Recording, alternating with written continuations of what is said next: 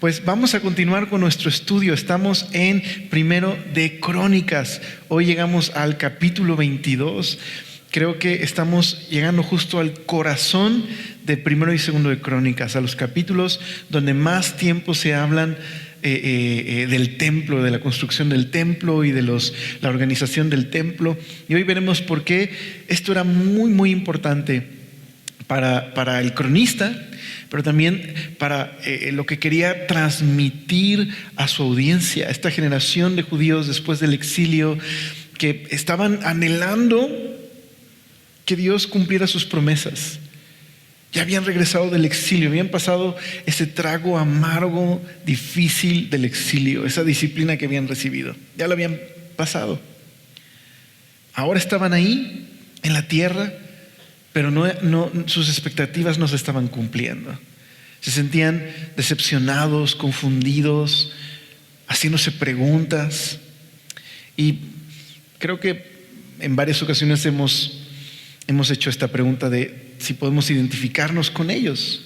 Claro, muchas veces nos hemos sentido así, ¿verdad? Cuando no suceden las cosas como esperamos que sucedan y nos sentimos precisamente confundidos de por qué Dios quizás no está respondiendo nuestras oraciones o por qué Dios obra en esa situación en específica en la que hemos estado buscando ayuda, ¿no? Y nos podemos identificar de esa forma con ellos. Están confundidos, dolidos, quebrantados, teniendo preguntas. Y lo que hace el cronista es esto: toma toda la historia de Israel y la repasa desde una perspectiva diferente. Lo que él está buscando es dar esperanza, brindar esperanza a esa comunidad del exilio, recordarles que Dios es muy bueno, que puedan levantar su mirada una vez más a Dios y recordar que Dios es fiel.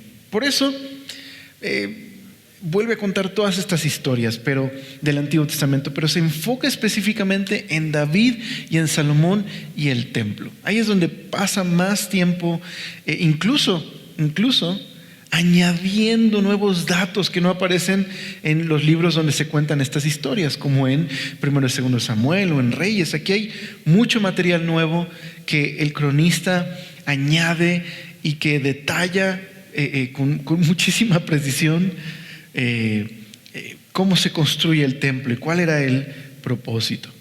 Así que en un capítulo importante, un capítulo que es un parteaguas en la historia de la Biblia, pero también en Crónicas, capítulo 17 de Primero de Crónicas, el pacto de Dios con David. Ahí vemos que Dios está revelando cuál es su plan. Su plan es traer un reino de paz y justicia. ¿Recuerdas? ¿A través de quién dijimos? Pues hemos visto que a través de David y su linaje. Dios quiere traer este reino de paz, de justicia, y no solamente para Israel. ¿Recuerdas? ¿Cuál es el propósito de Dios? El mundo, ¿verdad? Traer un reino de paz y justicia universal, rescatar al mundo, devolverle a una relación con Él. Así que ese es el plan. Y por eso, tantos años después de la vida de David y de Salomón, ya murieron, ya pasaron tantas cosas, pero esta generación necesitaba escuchar una vez más que el plan seguía en pie. Si bien la dinastía de David, el linaje de David fracasó. Por eso la pregunta: ¿Dios todavía piensa traer un reino de paz y justicia? La respuesta era sí. Y esa es la razón por la que vuelve a contar estas historias, dándole ese enfoque de esperanza. Entonces, capítulo 17 es este pacto. A través de tu descendencia, David, yo voy a traer un reino de paz, un reino de justicia. Un hijo tuyo va a ser como mi hijo, y voy a traer un reino de paz a través de esta descendencia. Luego, capítulo 17, 18 y 20, pues es una demostración de que Dios está siendo muy fiel a sus promesas. Dios está usando a David para administrar justicia y paz, no solo a Israel, sino a las demás naciones, y Dios le da victoria sobre todos sus enemigos.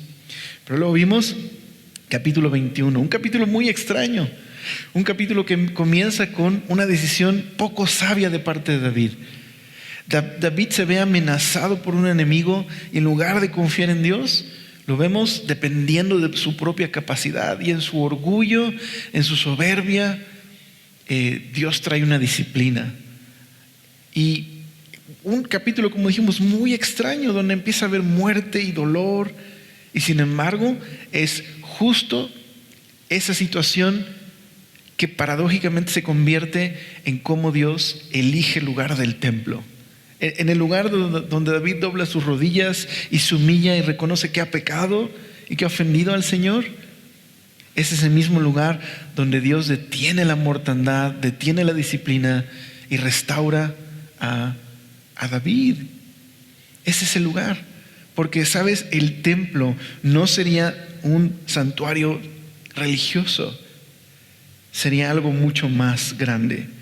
Sería un punto de encuentro entre el cielo y la tierra. Sería un lugar donde el Dios Santo se encontraría con nuestro pecado, con nuestra rebelión y nuestro quebranto. Eso sería el templo. Entonces ya se eligió el lugar para el templo. Pero ahora el capítulo 22 tratará con quién lo va a construir. ¿Quién será? Porque ya sabemos que David no lo va a construir. Entonces ya está el lugar. Pero ahora, ¿quién construirá el templo? Y de eso trata el capítulo 22. Entonces, ¿te parece si oramos y meditamos en este pasaje? Señor, gracias por permitirnos reunirnos con esta libertad que nos concedes. Primero para acercarnos a ti, Señor. Gracias, eres demasiado bueno. Pero también con esta libertad de reunirnos, de poder abrir las Escrituras, de poder orar, de poder estudiar. Gracias, Señor, por este privilegio.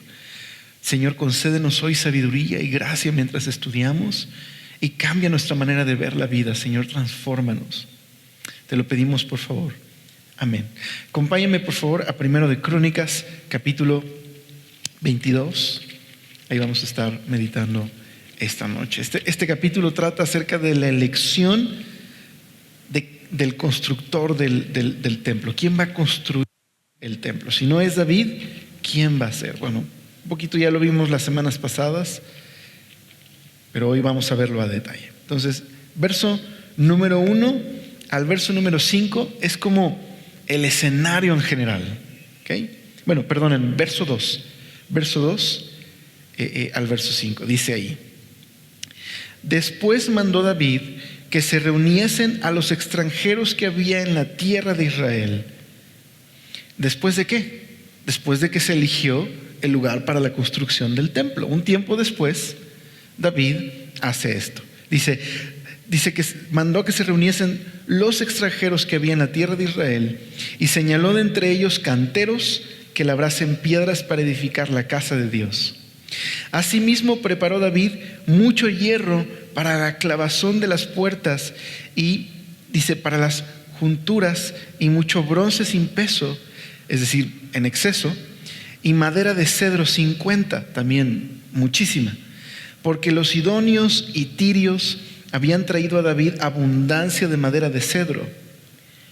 Y dijo David: Salomón mi hijo es un muchacho y de tierna edad, probablemente de unos 20 años, y la casa que se ha de edificar a Jehová ha de ser magnífica por excelencia, para renombre y honra en todas las tierras.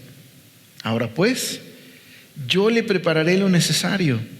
Y David, antes de su muerte, hizo preparativos en gran abundancia.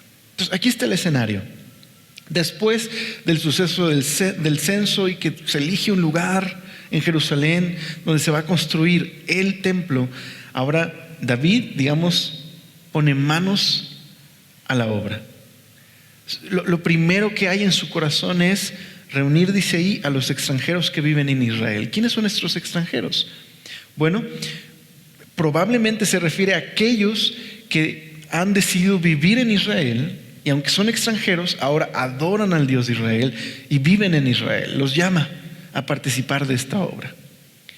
Y luego vemos también que está juntando el material. ¿Qué tipo de material? Vemos madera, vemos metales como el bronce, y incluso se nos dice este detalle que de otras naciones que eran aliados de David, los de Tiro, los de Sidón, que son la nación de Fenicia. Le traen toda esta madera y le traen estos materiales, y David los está juntando. Entonces, no solo extranjeros que viven en Israel, sino también de los aliados de David, de otros países, están ahí colaborando. Y luego también vemos que David junta artesanos, artistas. Entonces David está contratando gente, está juntando los materiales, está haciendo todo lo que necesita para que el templo se construya. Pero luego se nos introduce por fin a quien se ha elegido para la construcción del templo. ¿Quién es? Salomón, el hijo de David. Pero hay un pequeño detalle importante. ¿Qué dice David de su hijo? En el verso número 5, que es un muchacho y que es de tierna edad. Como les decía, alrededor de 20 años. Entonces la tarea es muy grande. ¿Podría un muchacho encargarse de una tarea tan grande como la de dirigir una nación y la construcción del templo? Porque para David este templo es muy importante. Este templo, como dice ahí, ha de ser magnífico. ¿Por qué David tiene tanta preocupación en que esta construcción se haga de la manera correcta y sea un templo increíble, magnífico? ¿Qué hay en el corazón de David? ¿Qué le preocupa? Su preocupación es que digan, David fracasó. ¿Si el templo falla? No. ¿Cuál es la preocupación de David? ¿Qué es lo que dice ahí el pasaje? Su preocupación es esta. Dice, ha de ser magnífica por excelencia. ¿Para qué? Para renombre y honra en todas las tierras. Lo que más le preocupa a David es el honor de Dios, es la honra de Dios. Esto ha sido lo que ha habido en su corazón la mayoría del tiempo que lo hemos visto. Claro, David no es perfecto, y también, como en la semana pasada lo vimos, que en su corazón estaba preocupado por otras cosas, por su honor, y lo vemos desconfiar, dudar, no poner su esperanza y su confianza en el Señor.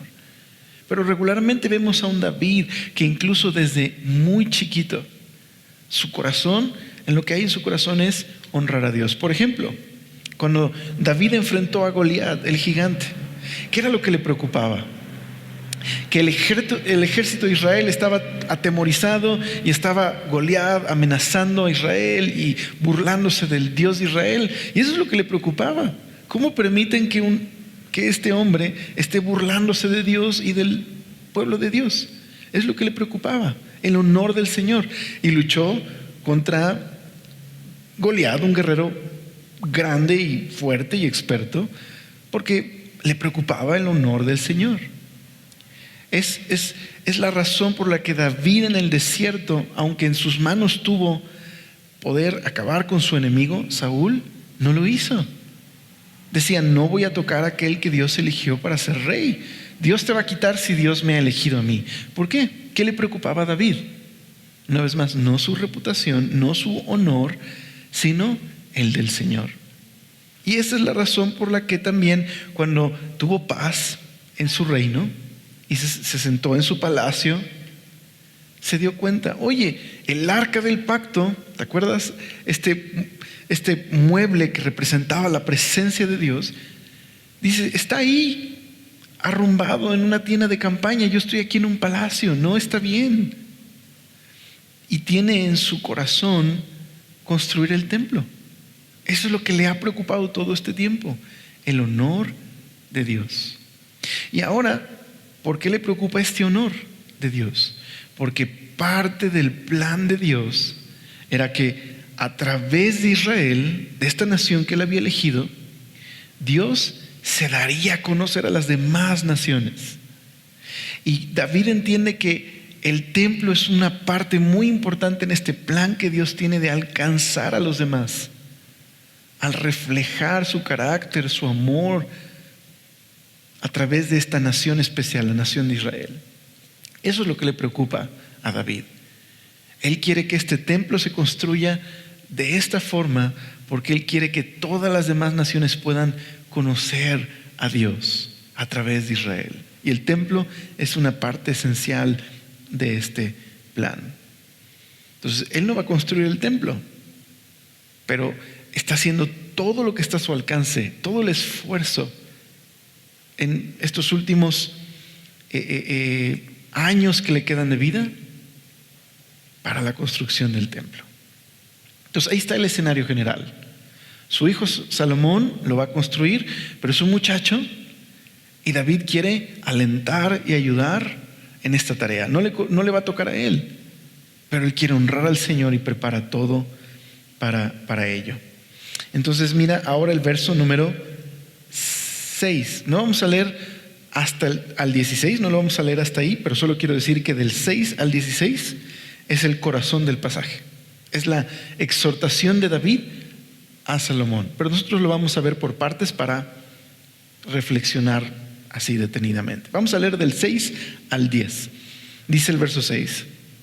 Llamó entonces David a Salomón, su hijo, y le mandó que edificase casa a Jehová Dios de Israel. Y dijo David a Salomón: Hijo mío, en mi corazón tuve el edificar templo al nombre de Jehová mi Dios. Mas vino a mí palabra de Jehová diciendo: Tú has derramado mucha sangre y has hecho grandes guerras. No edificarás casa en mi nombre, porque has derramado mucha sangre en la tierra delante de mí. He aquí te nacerá un hijo, el cual será varón de paz, porque yo le daré paz de todos sus enemigos en derredor. Por tanto, su nombre será Salomón, y yo daré paz y reposo sobre Israel en sus días. Él edificará casa a mi nombre, y él será a mí por hijo, y yo le seré por padre, y afirmaré el trono de su reino sobre Israel para siempre.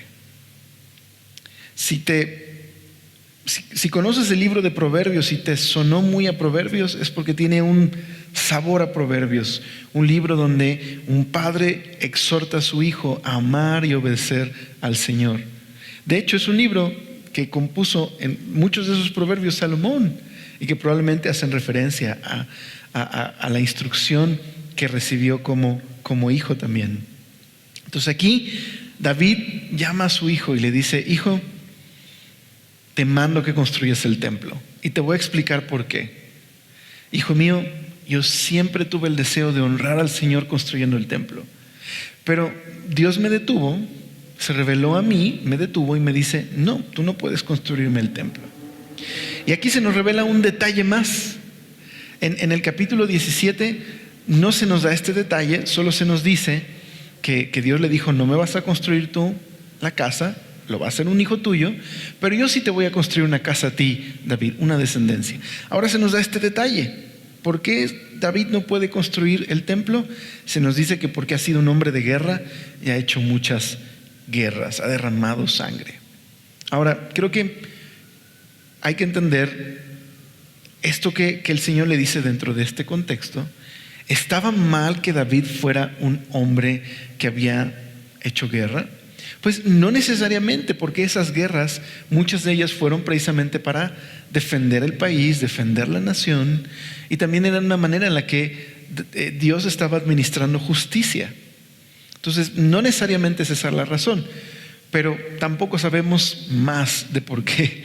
En este sentido, el hecho de derramar sangre y hacer guerra, de alguna manera fue la razón por la que Dios le dijo: no vas a construir el templo. Entonces, no sabemos más, pero lo que sabemos es que Dios tenía planeado que quien construyera el templo fuera un hombre de paz, un hombre que no se había involucrado en batallas. Porque no solamente David dirigió batallas, sino que se involucró en muchas de ellas porque él era un guerrero diestro y salía a pelear. Entonces sería un hombre específicamente de paz, que no tuviera guerras. Y se nos revela que es Salomón. Ahora, aquí hay un muy bonito juego de palabras que es muy típico en las escrituras, pero que a veces se pierde cuando se traduce al español o a otro idioma. Pero el nombre de Salomón significa pacífico, y la palabra paz en hebreo es la palabra shalom. De hecho, Shalomón, es como se pronuncia, significa pacífico y proviene de la misma raíz, paz. Entonces mira lo que dice ahí en el verso número 7. Y dice, y dijo David a Pacífico: Hijo mío, en mi corazón tuve el encargar templo al nombre de Jehová mi Dios, mas vino a mi palabra de Jehová diciendo: Tú has derramado mucha sangre y has hecho guerras, no edificarás casa a mi nombre, porque has derramado mucha sangre en la tierra delante de mí. Y aquí te nacerá un hijo, el cual será un varón de paz, porque yo le daré paz de todos sus enemigos en derredor, por tanto su nombre será Pacífico, y yo le daré paz y reposo sobre Israel en sus días. Entonces, ¿cuántas menciones hay de paz aquí? Yo le daré paz, será un hombre de paz, y a través de él, ¿qué traerá Dios a la tierra? ¿Qué creen? Paz. Dios le dará paz a este hombre, que será un hombre de paz y un instrumento por el cual Dios va a traer paz y reposo a la tierra. Y no solo a Israel, el plan de Dios es paz y reposo a todo el mundo a través de el reinado de los hijos de David, a través de Salomón. Por eso dice el verso 10, Él me va a edificar casa, y aquí se retoma la promesa de el pacto de Dios con David. Yo te voy a construir una casa, David. ¿Cómo? Una descendencia firme. Él va a ser como mi hijo. Yo le voy a hacer por padre. Yo voy a firmar su trono para siempre. Entonces aquí está el plan. Dios planea traer un reino universal de paz a todas las naciones por medio de este instrumento, la casa de David, y ahora especialmente la construcción del templo por medio de su hijo Salomón. Entonces, ¿qué se requiere para esta tarea tan grande? ¿Qué necesitará Salomón? Bueno, ya vimos que hay madera sin contar, ¿no? Hay bronce sin pesar, ¿okay? O sea, demasiado bronce, demasiada madera. Hay artesanos y hay de todo lo que necesita Salomón. Pero ¿será eso lo más importante? ¿Eso es lo que requiere Salomón para construir el templo? No, falta algo, lo más importante. Todo esto es necesario, porque estás de acuerdo que cómo vas a construir una casa sin elementos para construirla. Pero hay algo más importante que necesita Salomón. ¿Qué es? Mira el verso 11 al 16. Ahora pues, hijo mío, Jehová esté contigo y seas prosperado y edifiques casa a Jehová tu Dios, como Él ha dicho de ti. Y Jehová te dé, mira, entendimiento y prudencia, para que cuando gobiernes a Israel, guardes la ley de Jehová tu Dios. Entonces serás prosperado si cuidares de poner por obra los estatutos y decretos que Jehová mandó a Moisés para Israel. Esfuérzate pues y cobra ánimo, no temas ni desmayes. He aquí, yo con grandes esfuerzos he preparado para la casa de Jehová 100,000 talentos de oro y 1,000,000 de talentos de plata y bronce y hierro sin medida, porque es mucho. Asimismo he preparado madera y piedra, a lo cual tú añadirás. Otra traducción dice muy bonito: siéntete libre de poner más si tú quieres. Tú tienes contigo muchos obreros, canteros, albañiles, carpinteros y todo hombre experto en toda obra. Del oro, de la plata, del bronce y del hierro no hay cuenta. Entonces, ¿notas lo que está diciendo? Hijo, tienes todo lo que necesitas. He puesto a tu disposición recursos sin límite, gente para ayudarte, pero no te olvides de lo más importante, hijo. Obedece al Señor, porque todo este esfuerzo, todo lo que yo me he esforzado y todo lo que todos estos albañiles y carpinteros y todo este oro pueden contribuir, no es nada si no mantienes la prioridad más importante, al Señor y le obedeces. Por eso dice al final del 16, levántate y manos a la obra, y Jehová esté contigo. Me pregunto si no sería parte de esta ocasión lo que estaba en mente del autor del Salmo 127. Acompáñame un momento a este salmo, el Salmo 127. Mira lo que dice ahí acerca de construir y obedecer. Mira lo que dice el Salmo 127. Si Jehová, dice, cántico gradual para Salomón. Si Jehová no edificare la casa, en vano trabajan los que la edifican. Y si Jehová no guardare la ciudad, en vano vela la guardia. Por demás es que os levantéis de madrugada y vayáis tarde a reposar y comáis pan de dolores, pues que a su amado dará Dios el sueño. Luego habla de la familia. Dice, he aquí herencia de Jehová son los hijos, cosa estima el fruto del vientre. Como saetas en mano del valiente, así son los hijos habidos en la juventud. Bienaventurado el hombre que lleno su aljaba de ellos, no será avergonzado cuando hablare con los enemigos en la puerta. Pero ¿te das cuenta de lo que hay en el corazón de este salmo? Todo el esfuerzo, todo el empeño que Salomón y todos estos trabajadores, usando todos estos recursos ilimitados, pondrían en la construcción del templo, serían irrelevantes si no obedecen al Señor, si no confían en el Señor, si no está su esperanza y su confianza y su amor y su devoción en el centro de su obra, ¿verdad?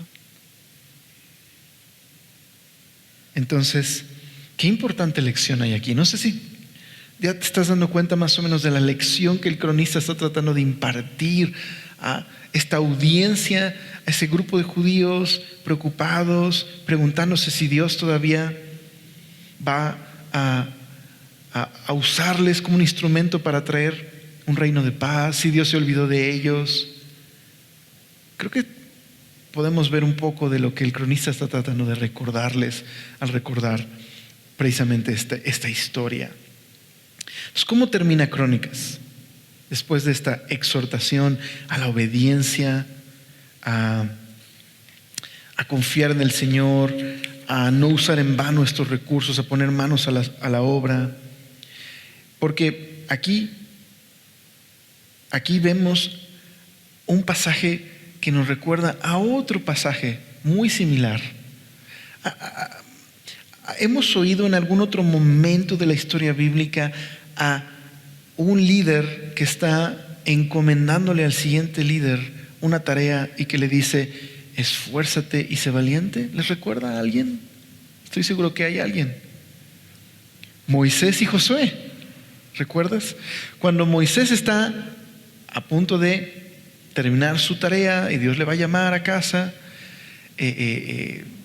Moisés encarga a Josué a la siguiente generación y lo que le dice es, mira que te mando que te esfuerces y seas valiente, no temas ni desmayes, porque Jehová tu Dios estará contigo a donde vayas. No te muevas ni a derecha ni a izquierda, sigue obedeciendo al Señor, mantén su palabra en el centro de tu vida y todo lo que vas a hacer va a prosperar. Es Josué 1, si mal no recuerdo, 7 y 8. Eso es lo que tiene que tener Josué en su corazón y en su mente, el amar y obedecer al Señor. Entonces todo lo que haga en esta tarea tan grande de dirigir un pueblo tendrá sentido. Si no, sus esfuerzos van a ser en vano.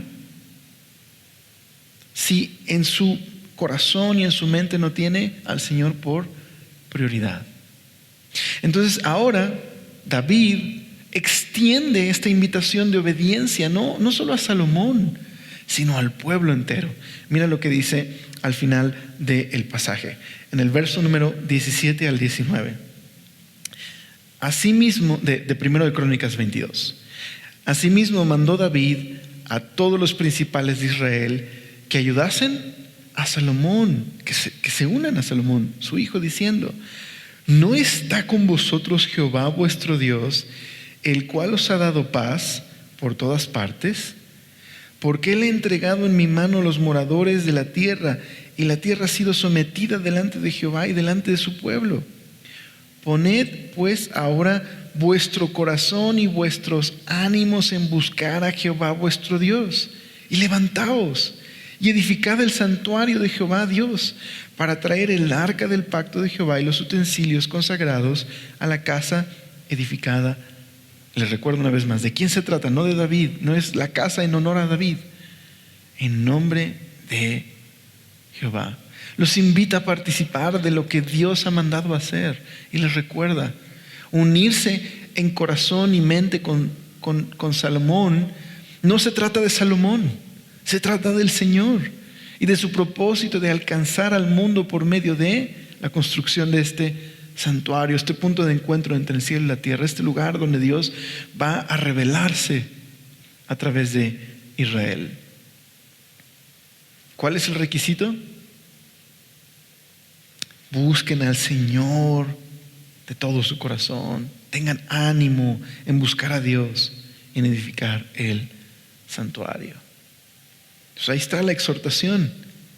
Una vez más, todo este esfuerzo será en vano si no tienen en su enfoque principal, en el centro de su corazón, el buscar al Señor, en hacer de el Señor la prioridad en su vida. Entonces, puedes escuchar al cronista, casi, no estoy diciendo que eso es lo que hizo, pero podrías escuchar al cronista leyendo esta historia y volteando a ver a su audiencia, a esta generación de judíos confundidos, dolidos, quebrantados, preguntándose qué va a pasar en el futuro. Podrías ver al cronista volteando a verlos y diciéndoles: ¿no está Jehová con vosotros? ¿No está Jehová vuestro Dios con vosotros? Levántense y tengan ánimo y búsquenle de todo corazón. ¿Te das cuenta que lo que ha hecho es ahora voltear la pregunta hacia ellos? Ellos están preguntando: ¿está Dios con nosotros? ¿Nos ha olvidado? ¿Por qué Él no cumple sus promesas? ¿Por qué estamos en esta condición? Entonces las voltea el cronista: ¿no está Dios con ustedes? ¿Cuál es la respuesta? Claro que está con ustedes. Entonces, más bien ustedes, levántense, confíen en Dios, tengan ánimo y hagan de Dios la prioridad número 1 de sus vidas. Hay un pasaje similar en Ageo donde todavía estaban en la reconstrucción del segundo templo, porque este templo, el de Salomón, fue destruido cuando Babilonia los invadió, fueron llevados al exilio. El linaje de David fracasó en esta tarea de guiar al pueblo y traer paz, fracasaron, así que van al exilio por su desobediencia, su maldad, su rebeldía, porque no hicieron del Señor lo más importante en sus vidas, más bien se corrompieron y explotaban a su prójimo, etc. Terminan por llenarse de ídolos y rebeldes y malvados e injustos, terminan en Babilonia. Pero Dios les rescata y les trae de vuelta a la tierra. Entonces, parte de volver a la tierra es: ok, vamos a reconstruir la relación, empezando por reconstruir el templo. Pero las cosas no eran fáciles para este remanente que regresó a reconstruir el templo. Entonces mira, por un momento quisiera leerte lo que sucede en Ageo, en el capítulo 1, porque habían puesto los cimientos del templo, pero las cosas se pusieron difíciles, hubo mucha adversidad, las cosas estaban difíciles, así que dejaron de construir y se dedicaron a cuidar de sus hogares. Entonces Dios aborda este problema y les dice así. Déjame leerte lo que dice el profeta Ageo a esa generación en el capítulo 1, verso 2. Así ha hablado Jehová de los ejércitos, diciendo: este pueblo dice, no ha llegado aún el tiempo de que la casa de Jehová sea reedificada. Entonces vino palabra de Jehová por medio del profeta Ageo diciendo: ¿Es para vosotros tiempo para vosotros de habitar en vuestras casas aterzonadas y esta casa, hablando del templo, está desierta? Pues así ha dicho Jehová de los ejércitos: meditad bien sobre vuestros caminos. Entonces, al parecer, toda la adversidad había desanimado al pueblo de reconstruir el templo. Y empezaron a decir: no es tiempo. Este es tiempo más bien de cuidar de nuestros propios asuntos. Entonces, algunos en el pueblo estaban más dedicados a hacer de sus casas lujosas. Otros estaban tan preocupados por la adversidad que dejaron de participar de la construcción del templo y más bien se dedicaron a resguardar sus hogares. Y Dios entonces está exponiendo cuál era el problema. ¿Cuál era el problema aquí? Su falta de tener prioridades correctas. Porque reconstruir el templo era parte de su reconciliación con el Señor, de participar de la tarea que Dios les había dado, y Dios se iba a encargar de los demás, pero estaban desconfiando de Dios, estaban más preocupados por sus prioridades que por lo que el Señor les había mandado hacer. Así que el Señor había permitido ciertas situaciones en sus vidas. No les estaban saliendo bien las cosas, estaban confundidos, quebrantados, haciéndose preguntas. Y entonces el Señor les dice: sí, yo permití que estas cosas sucedieran para tratar con sus prioridades. Por eso, literal, lo que les dice aquí es: no les alcanza el salario, por eso sus cosechas no se dan bien. Fui yo permití esas cosas para en mi amor hacerte ver que tus prioridades están mal, que no estás teniendo por tu prioridad número uno ser leal a mí. Entonces, al final, el pueblo responde y se da cuenta de que están haciendo mal. Y el pueblo responde a lo que Dios les está diciendo. Entonces, mira lo que dice el verso 13, la respuesta de Dios a este pueblo. Cuando ellos voltean sus ojos a Dios y reconocen que sus prioridades están mal, entonces Ageo, enviado de Jehová, habló por mandato de Jehová al pueblo diciendo: yo estoy con vosotros, dice Jehová. ¿No te suena similar a lo que leímos en Crónicas?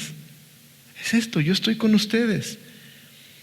Y dice entonces que el trabajo se resumió, siguieron construyendo el templo. Entonces, no era la primera vez que el pueblo del exilio habían pasado por un tiempo de confusión, de hacerse preguntas, de que sus expectativas no se estaban cumpliendo, que las cosas no eran fáciles. Habían intentado hacer la voluntad de Dios, pero desistieron cuando las cosas eran difíciles. Y unos empezaron a solo ocuparse de sus vidas y hacer de sus vidas algo cómodo y fácil, y otros en su temor empezaron a desenfocarse porque tenían temor de la adversidad y de las situaciones difíciles y dejaron de tener sus ojos en el Señor. Entonces, muy similar, el Señor estaba usando este pasaje para recordarle a esa comunidad que Dios estaba con ellos y que Dios quería bendecirles, pero que ellos tenían que ser parte de la tarea. Ellos tenían que esforzarse en hacer de Dios una prioridad en sus vidas. Dios quería bendecirles, pero quería bendecirles a través de su esfuerzo, a través de que ellos le buscaran y participaran de esa labor que les había encomendado. Entonces, déjame concluir esta noche este pasaje y qué involucra para nosotros. Creo que el énfasis de este capítulo está en dos cosas: el deseo de honrar al Señor y el participar de esa obra, de la tarea, de la misión de reflejar a Dios en el mundo. Yo quisiera enfocarme en esta palabra que se destaca en este pasaje: paz. Dios quería traer paz a Israel primero y a todo el mundo por medio de Israel. Dios quería hacerlo. Y para traer paz, Dios tenía pensado usar a Israel como su instrumento. ¿Estás de acuerdo? Dios quería usar a Salomón y al pueblo al construir el templo.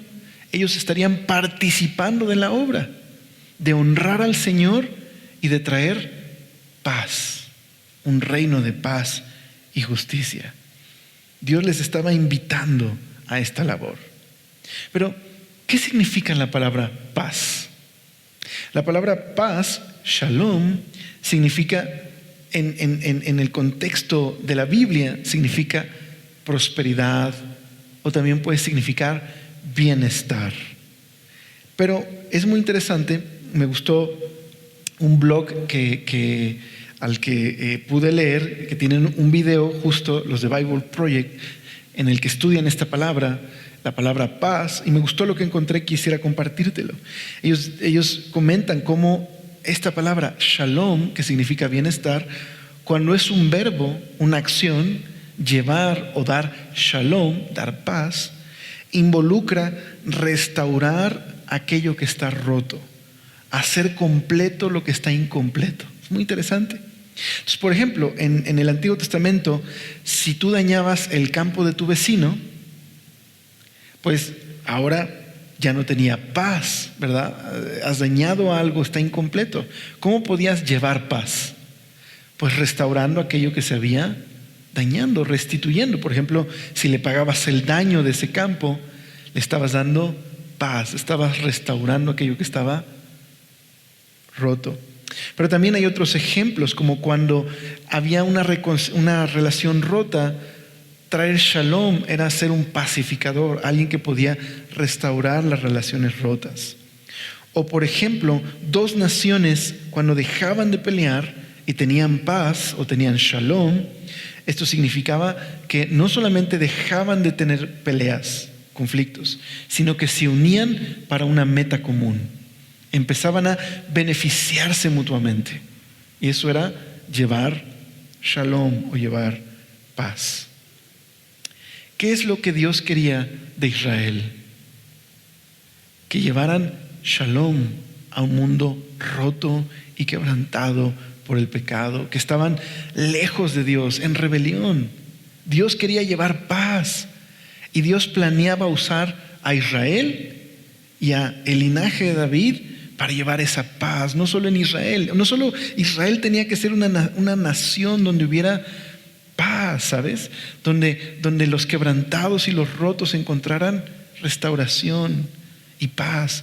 Una nación que practicara eso, el reconciliar, el pacificar, el buscar restaurar lo que estaba roto en otros.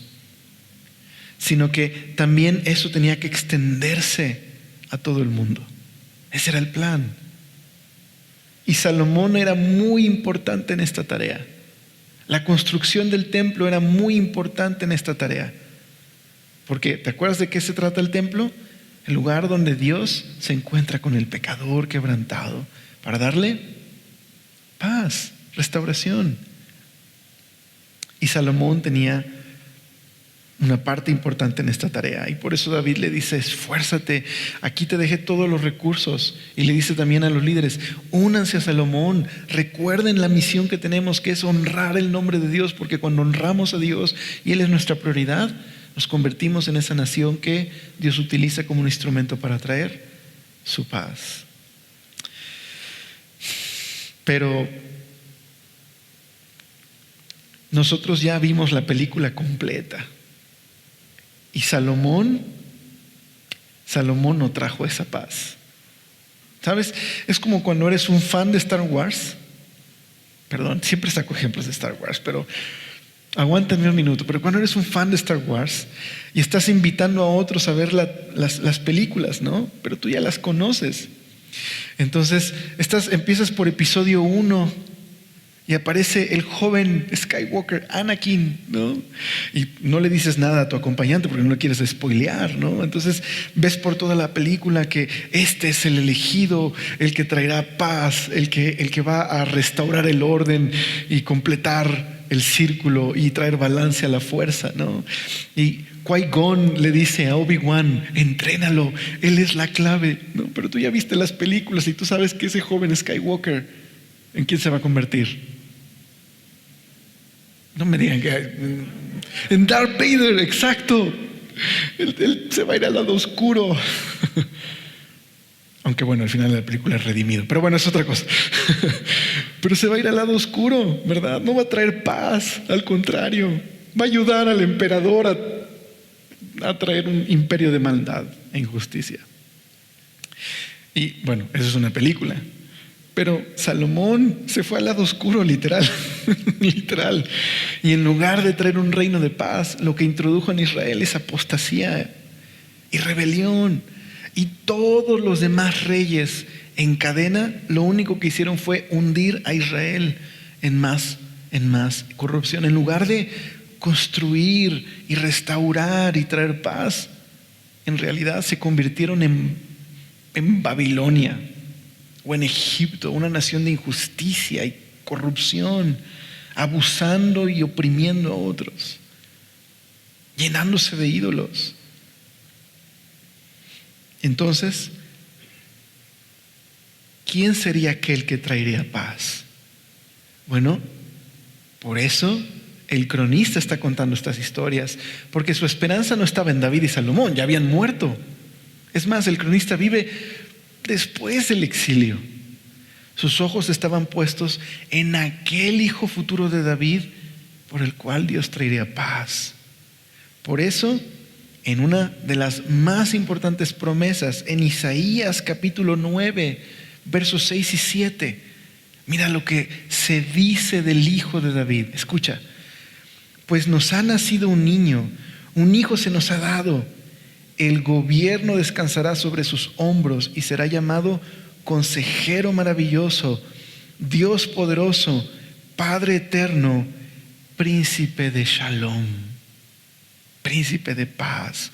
Y su gobierno y la paz de su gobierno nunca tendrá fin.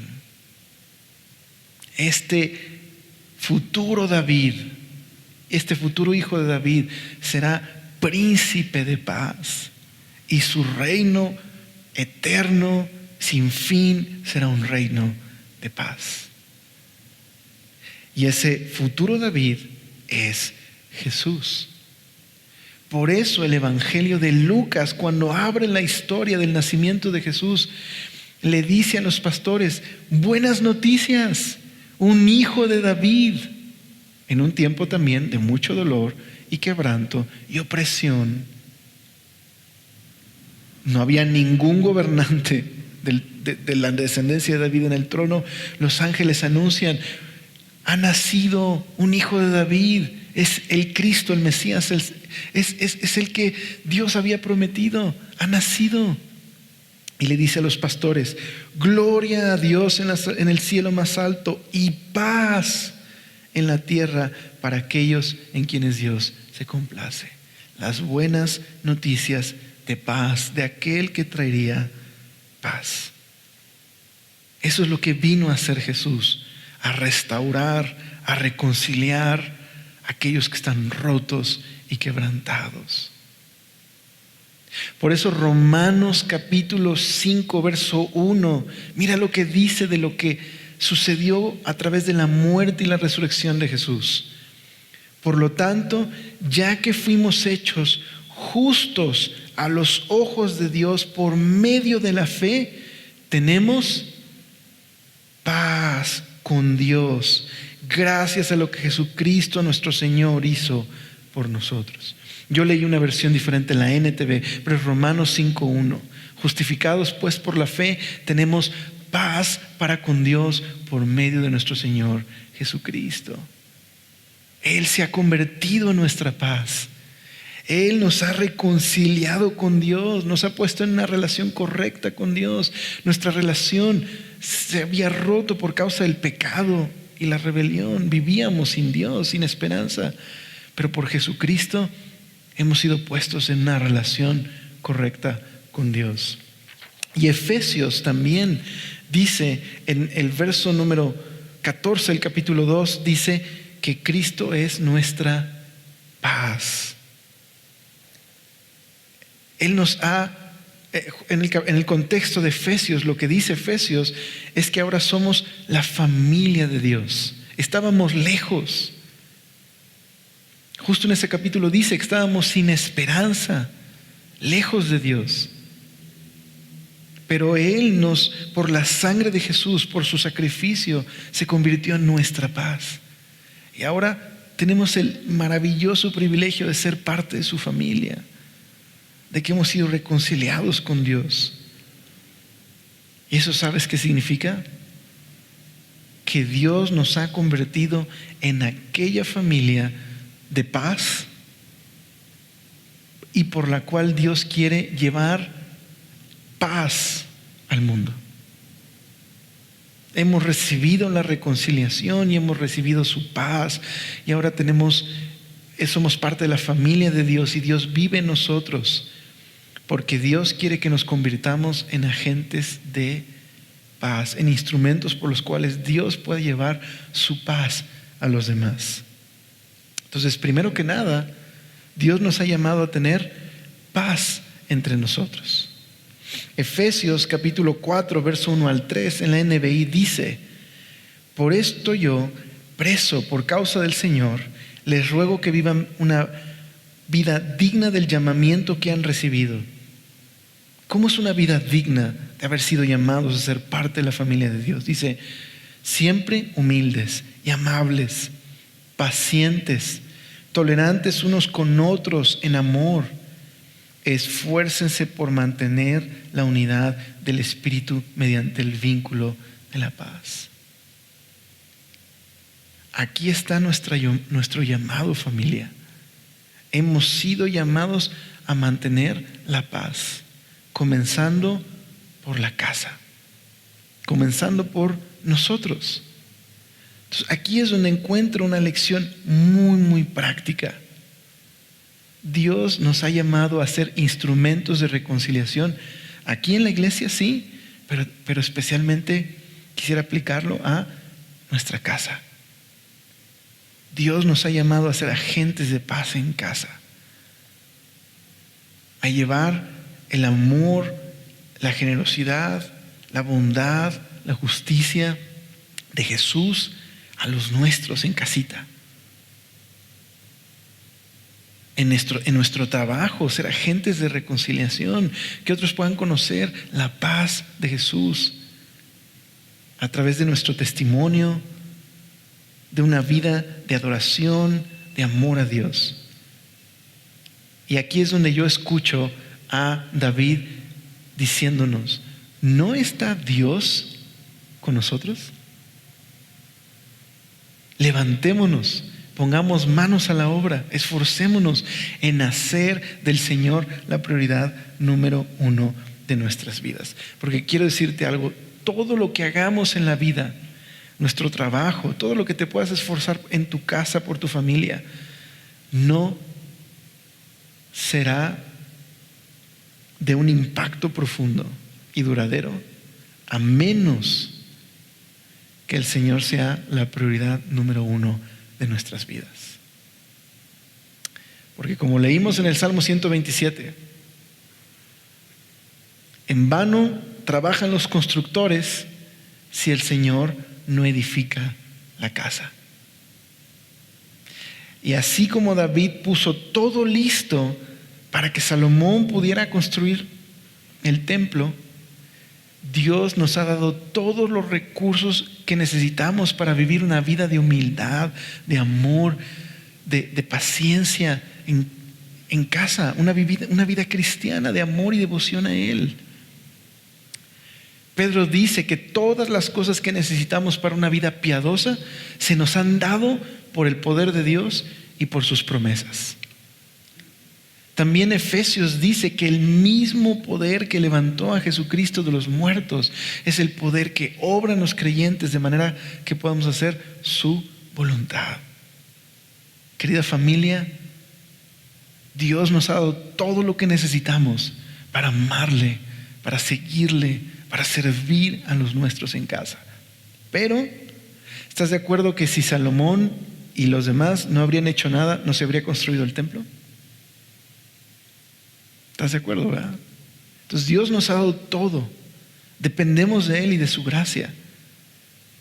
Pero si quieres ver una transformación en tu casa, si quieres ver una transformación en tu vida, necesitas poner manos a la obra. ¿Y a qué me refiero con manos a la obra? Necesitas hacer de Dios la prioridad número 1 de tu vida. Necesitas reconocer tu necesidad de Él. Necesitas tratar con aquellas cosas que sabes que te estorban de buscar a Dios. Necesitas cortar aquellas cosas en tu vida que sabes que te impiden amar a Dios y a tu familia. Tenemos que poner manos a la obra. Es decir, perdón por ser muy gráfico, pero si estás en la computadora abriendo la página de pornografía diciendo: Señor, guárdame de ver pornografía. Señor, no me ayudaste, Señor. ¿Sí me explico? ¿Sí? ¿Me explico? Sé que se escucha un poco ridículo, pero es ridículo, ¿me explico? O sea, claro que Dios quiere ayudarte, pero pues necesitas buscar a Dios, necesitas poner manos a la obra. ¿Quieres que tu familia conozca al Señor? Señor, mira a estos hijos que no te escuchan. Hey, ¿pasas tiempo con ellos leyendo? ¿Te ven a ti buscando al Señor? Deja un legado a tu familia. ¿Cómo? Búscale primero.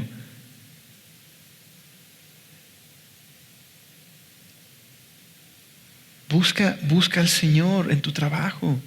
¿Quiere decir esto que todo te va a salir bien? Si comienzas a leer tu Biblia y a orar, no todo te va a salir bien. Pero aún lo que te salga mal y aún las circunstancias difíciles, Dios las va a usar en tu vida, porque Dios es la prioridad número 1. Pero quiero animarte, quiero que salgamos de aquí animados a que sí, el Señor quiere brindarte su ayuda, porque Él nos ha dado de su Espíritu, Él está contigo.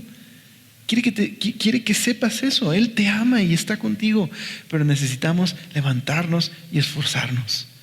Y todo lo que necesitamos lo tenemos en el Señor. ¿Es fácil? No es fácil. Pero todo lo que necesitamos para obedecerle y amarle está ahí. Necesitamos entonces reconocer la ayuda del Señor y el cuidado del Señor, y poner manos a la obra y ser pacientes y esperar en Él. Pero a lo mejor estamos aquí y pensamos: Alex, tengo demasiados problemas y lo que yo necesito es que me ayuden, no yo ayudar a los demás. Yo necesito que me ayuden a mí. Lo entiendo y sé que es difícil, pero ¿sabes?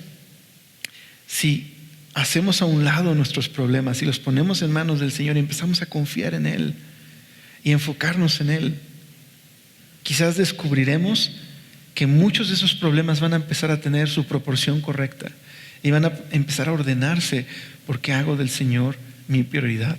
Creo que igual que el pasaje que leímos de Ageo, podemos desviarnos de tener al Señor frente a nosotros, o porque estamos buscando solo nuestra comodidad, o porque nuestra preocupación y nuestro afán nos hace centrarnos en nosotros mismos y dejar de poner los ojos en el Señor, porque pensamos: pues alguien tiene que pagar las cuentas, ¿no? Ni modo que me la pase en la iglesia todo el día. Entonces, ¿quién paga las cuentas? Pues, que el Señor sea tu prioridad número 1 no significa que vas a estar 24 horas en la iglesia. Significa que vas a buscar al Señor en todo lo que haces, aunque estés trabajando o estés cuidando a tus hijos, o sea un día muy desorganizado y difícil. Pero tienes al Señor presente en tus pensamientos, en tus acciones. Entonces, ánimo, familia. Tengamos ánimo. ¿Estás batallando con un pecado? Dios te ama y está contigo y quiere ayudarte.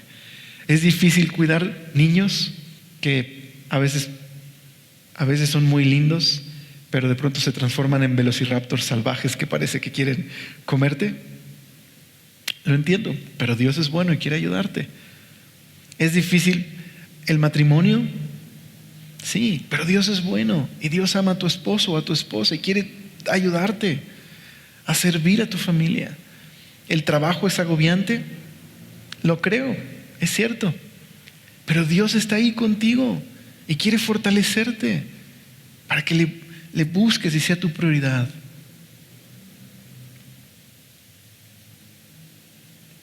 Ánimo. Dios es bueno. ¿Oramos? Señor, gracias por este tiempo que nos permites meditar en tu palabra y recordar que tú eres bueno y que tú quieres fortalecernos, Señor. Que tú quieres recordarnos estas cosas, Señor. Señor, gracias porque todo lo que necesitamos para vivir una vida para ti nos lo has dado, Señor. Señor, ayúdanos a darnos cuenta de esto y a recordar que nos has llamado principalmente a seguirte, Señor, y a confiar en ti. Señor, perdónanos si el afán, oh Señor, el tratar de solo buscar nuestra propia comodidad nos ha distraído de tu reino y tus propósitos en nuestra vida, Señor.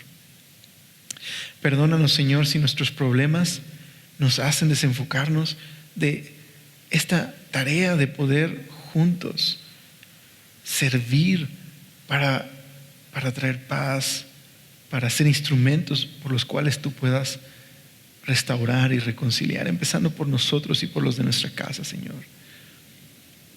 Señor, ayúdanos hoy a ver que tú eres más grande que todo lo demás, Señor.